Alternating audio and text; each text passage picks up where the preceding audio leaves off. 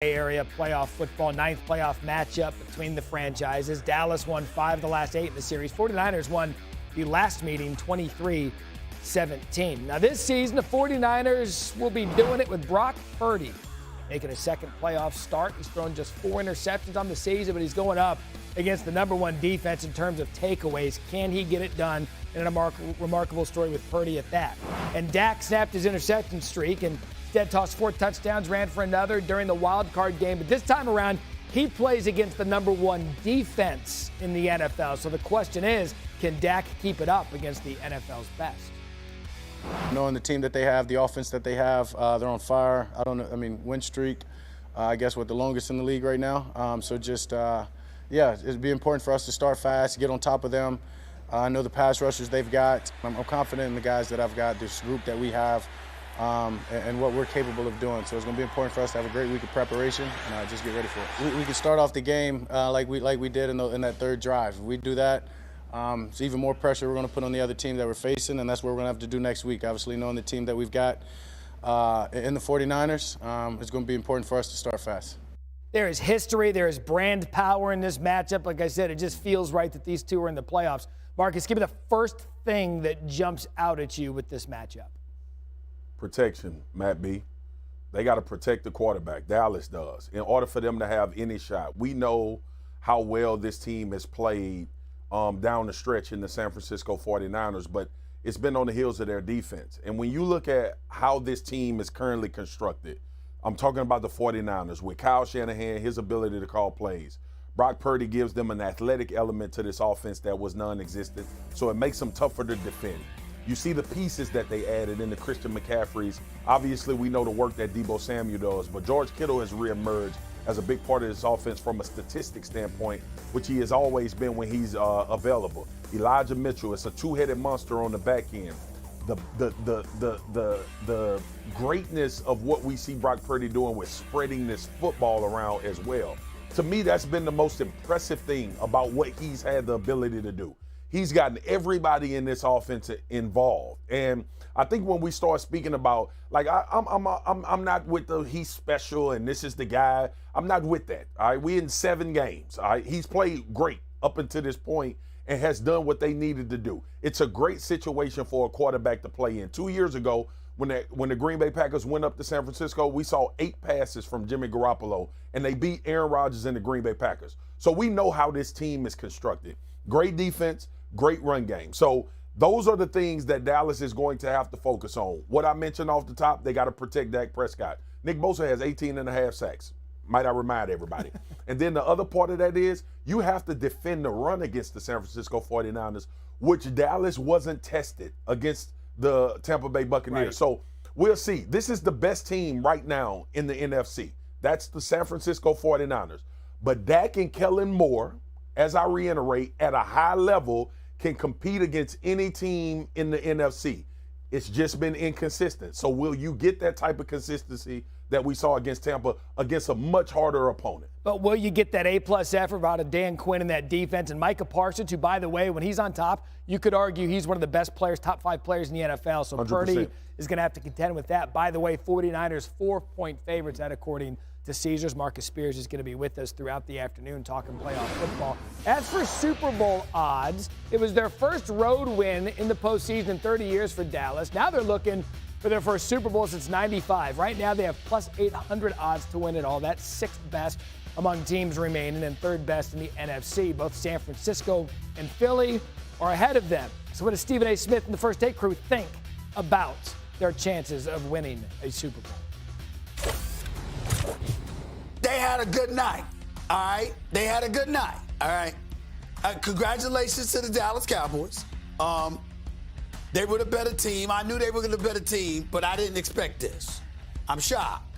I'm shocked at how bad they made Tom Brady look. I'm shocked at the no-show that was Leonard Fournette.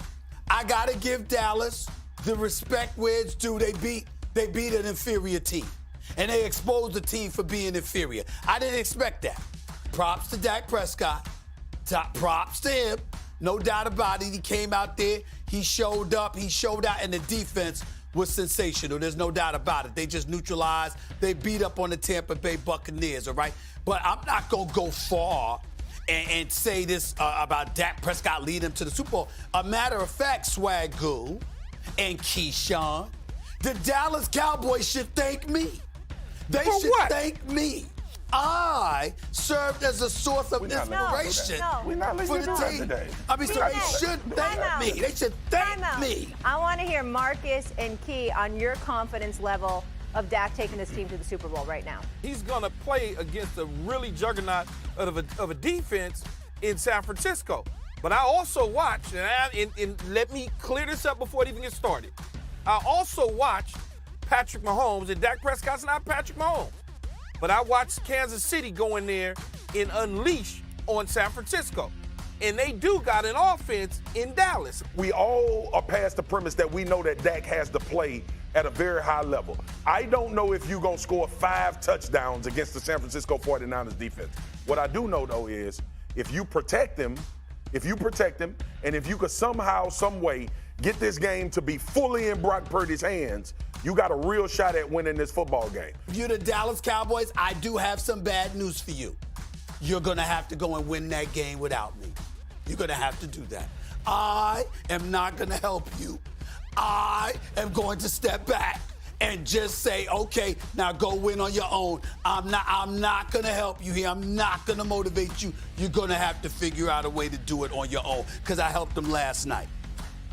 Stephen A. Smith, thank you for your sacrifices to the network and the pro. Cowboys. Jerry Jones spoke this morning about Dak's 5-touchdown performance that ended their historic playoff drought. We're going to hear from Jerry. Yeah, how about Jared? They's got to be feeling good this morning. Night to remember for Dallas, but we'll explain the nightmare fuel the 49ers, their next opponent, creates. Plus, Stephen A.'s take on the Cowboys. You ready for this? Super Bowl dreams. If he flips and makes them Super Bowl favorites, I'm done with him. I know. I'm done. I don't That's think in he'll do 15 that. minutes. I don't think so either. No. Sports Center, we're not Maher. We'll make it. This is Sports Center. So rude. Tom Brady's season is over, but questions about his future are just beginning. Our Hall of Famer, Steve Young, ponders the dilemma a legend like Brady faces. With the divisional round set, we are live with the Giants and Eagles. We're going to hear from Brian Dable and Jalen Hurts about the challenges of this third matchup. And Marcus Spears is here with a first look at how Burrow versus Allen will be won, and Patrick Mahomes' first comments about facing Trevor Lawrence's Jaguars. Not the way we wanted to end it, but we didn't deserve it. You've got to be kidding me. How about them Cowboys tonight? Yeah, Joe Buck, that's where we're going to begin. But the sheriff of them Cowboys, Dak Prescott, he came in struggling against Washington, final week of the regular season, struggles in the playoffs. Not the case last night. First quarter, 2nd and 10. Great job by Dak making his read, goes back to Dalton Schultz. Cowboys missed the PAT, but you knew that. They lead 6-0. Here to Jake Ferguson. This is a good ball play to the rookie tight end. Cowboys again on the doorstep. This was when Dak started to get in rhythm. Now I want you to watch this throw and how difficult it was. That's coming up in a minute. This, the boot in the end around. 4th career playoff game of the passing touchdown and rushing TD, tied for 3rd most in NFL postseason history. This is the one right here. Rolls left, back across his body, and a dart. Jera absolutely loves it. We'll hear from the Cowboys owner in a minute. They lead 18-0, 2nd and goal. Now it was just working. An embarrassment of Michael Gallup riches. Gallup steps out of bounds, but he reestablished himself. The defender touches it before the catch. Call on the field would stand. Dallas up 24-0. Then the CeeDee Lamb kind of got off to a shaky start last night. Found his way at the end, 25-33, 305 and 4 touchdowns for Dak. He was absolutely brilliant because of it. They are moving on. What was it like for you this week personally, hearing all the talk about the last time the Cowboys had last won a playoff game on the road, how much pressure there was on you? Just what was it like navigating through all of that? I didn't listen. Simply just didn't listen to anybody else's opinions, anybody else's thoughts. Made sure I was conscious of what I put in my own head. Got a great supporting cast and my team, people that believe in me, and that's all that really matters to me, and just stayed focused on what I can do. Couple of other superlatives from last night. Snapping a 7-game interception streak, instead tossed 4 touchdowns, ran for another, becoming the 5th player to do that in NFL postseason history. It was also his fourth consecutive playoff game with a passing and rushing touchdown in a single game. That's the longest streak in NFL playoff history. New on SportsCenter, Jerry Jones talked about the performance of his franchise quarterback. I think you saw the results of just absolutely a focused Dak Prescott that all year continued to strive to get better. I've said it a lot. Dak is unique in his preparation, unique how he takes what he does in the classroom, how he takes it to practice, and then how he takes that, really improve on it out of practice, which is what you hope. And